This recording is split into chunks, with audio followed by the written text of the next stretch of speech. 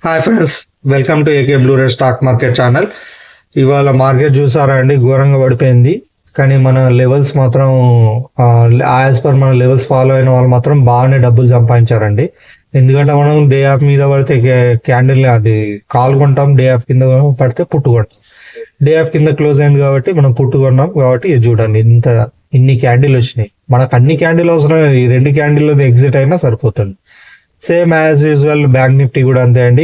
దీని కింద క్లోజ్ అయింది, పుట్ బై చేసుకున్నాం, టార్గెట్ రీచ్ అయినాం.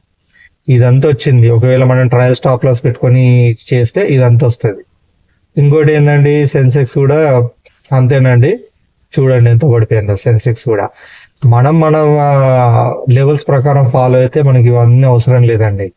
ఇవాళ మార్కెట్ పడిపోవడానికి గల కారణం హెచ్ఎంపివి వైరస్, అది చైనాలో వస్తుంది కదా, దాని గురించి అనుకుంటున్నారు. కానీ నేనైతే డాలర్ ఇండెక్స్ అనుకుంటున్నాను అండి. యుఎస్ బాండిల్స్ అండ్ డాలర్ ఇండెక్స్ చూసారా, బాండిల్స్ ఏ విధంగా పెరుగుతున్నాయి.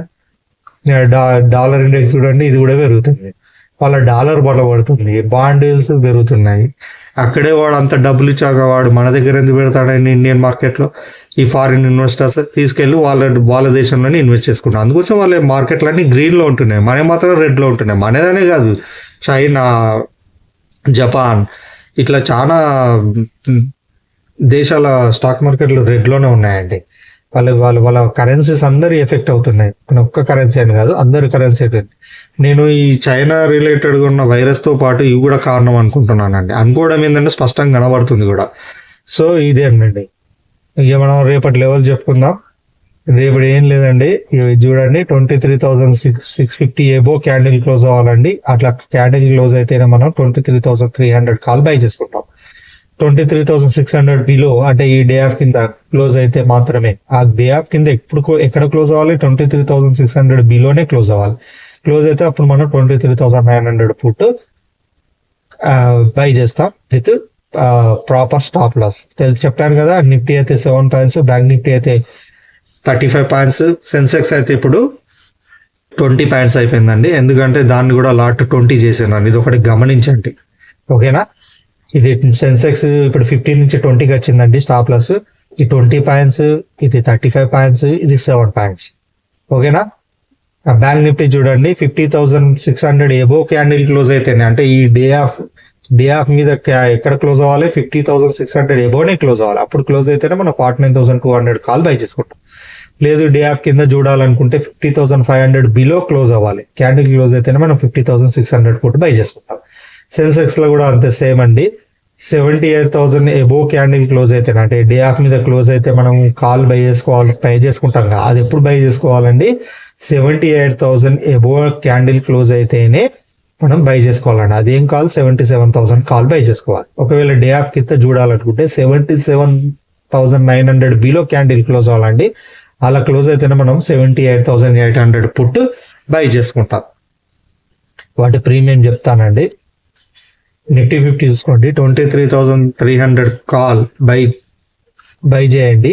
అది 240 మీద ప్రీమియం క్యాండిల్ క్లోజ్ అవ్వాలండి. క్లోజ్ అయితేనే బై చేసుకోండి. అప్పుడు టార్గెట్ 340. నేను ఏ విధంగా అయితే ఇండెక్స్ చెప్తున్నానో ఇది ప్రీమియం చార్ట్కి సంబంధించింది, అదే విధంగా ఫాలో అండి. ఒకవేళ 240 కింద ఉందనుకోండి, బై చేయకండి. 240 మీద ఉంటేనే క్యాండిల్ క్లోజ్ అయితేనే బై చేసుకోండి, ఓకేనా? ఒకవేళ 240 మీద క్యాండిల్ క్లోజ్ అయ్యి మీరు 340 టార్గెట్ పెట్టుకున్నారు, కానీ ఇక్కడ ఇండెక్స్ లో ఏమైందంటే అప్పటికే దీని మీద క్లోజ్ అయితే మనం డే ఆఫ్ మీద క్లోజ్ అయితే కాల్ బై చేసుకుంటాం. అది మేబీ డే హ్యాండ్ టచ్ చేసింది అనుకోండి, ఇక్కడ టచ్ చేసిన ప్రీమియంలో టచ్ చేయకపోయినా ఎగ్జిట్ అయిపోండి. 340 టార్గెట్ పెట్టింది కదని చెప్పి 340 టార్గెట్ వరకు ఎదురు చూడకండి, ఓకేనా? అదే సేఫ్. స్టాప్ లాస్ అయితే నిఫ్టీ 50కి 7 పాయింట్స్ పెట్టుకొని చేయండి. ఇక మరి అంతకంటే ఎక్కువ దొరకదండి మనకు 7 పాయింట్స్ కంటే. నిఫ్టీ 50లో చేయకుంటే మనకు ఫర్దర్ ఆప్షన్స్ ఏమున్నాయండి? ఆల్టర్నేటివ్ ఆప్షన్స్ బ్యాంక్ నిఫ్టీ ఉంది, సెన్సెక్స్, ఓకేనా? ఈ 23,600 బిలో క్యాండిల్ క్లోజ్ అయితే 23,900 పుట్ బై చేసుకోండి. దీన్ని ప్రీమియం 345 మీద క్యాండిల్ క్లోజ్ అవ్వాలండి, అప్పుడు బై చేసుకుంటాం. అప్పుడు మాత్రమే బై చేసుకుంటాం. బై చేసుకున్నాక టార్గెట్ 510 పెట్టుకున్నామండి. టార్గెట్ 510 వరకు ఉంటుంది. చెప్పాను కదండి, ఇండెక్స్ చార్ట్ తోటి కోఆర్డినేట్ చేసుకోండి ప్రీమియం చార్ట్ ని, ఓకేనా? ఓకే, బ్యాంక్ నిఫ్టీ చూడండి 50,600 ఏవో క్యాండిల్ క్లోజ్ అయితే మనం 49,200 కాల్ బై చేస్తాం అంటే ఆ ప్రీమియం చార్ట్ లో 560 ఏవో క్యాండిల్ క్లోజ్ అవ్వాలండి. క్లోజ్ అయితే బై చేసుకోండి, టార్గెట్ 760. 50,500 బిలో క్యాండిల్ క్లోజ్ అయింది అనుకోండి, 50,600 పుట్టు బై చేసుకోండి, 11,670 ఏవో క్యాండిల్ క్లోజ్ అవ్వాలండి, టార్గెట్ 1520.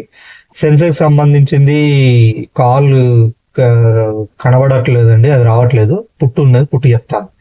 77,900 బిలో క్యాండిల్ క్లోజ్ అయితే 78,800 పుట్టు బై చేసుకోండి. ఐటీ మీద క్యాండిల్ క్లోజ్ అవ్వాలండి, టార్గెట్ 1400. ఇది ఒకసారి స్క్రీన్ షాట్ కొట్టుకున్నారా? ఇదండి మనం లెవెల్స్ ప్రకారం ఫాలో అయ్యి ప్రాపర్ స్టాప్ లాస్ ఫాలో అయితే మనకి మార్కెట్ పెరిగినా తగ్గినా ఎఫెక్ట్ ఉండదండి. మనం లెవెల్స్ ప్రకారం ఫాలో అవ్వాలి. డే ఆఫ్ మీద క్లోజ్ అయితే బై చేసుకోండి, డే ఆఫ్ కింద కాల్ బై చేసుకోండి, డే ఆఫ్ కింద క్లోజ్ అయితే పుట్ బై చేసుకోండి. ఓకేనా? మనం చేసేది ఆప్షన్ సెల్లింగ్ కాదండి, ఆప్షన్ బయ్యింగ్. కాబట్టి నేను ఇండెక్స్ చార్ట్ తోటి కోఆర్డినేట్ చేసుకొని చేయండి అని చెప్తున్నాను. ఇండెక్స్ చార్ట్లో కనుక ఒకవేళ మేబీ డే హై టచ్ అయితే అక్కడ టార్గెట్ రీచ్ అయినా రీచ్ కాకపోయినా ఎగ్జిట్ అయిపోండి. అదేవిధంగా మేబీ డేలో టచ్ అయింది అనుకోండి, ప్రీమియం చార్ట్లో మేబీ డేలో అక్కడ టార్గెట్ రీచ్ అయినా రీచ్ కాకపోయినా ఎగ్జిట్ అయిపోండి. ఓకేనా?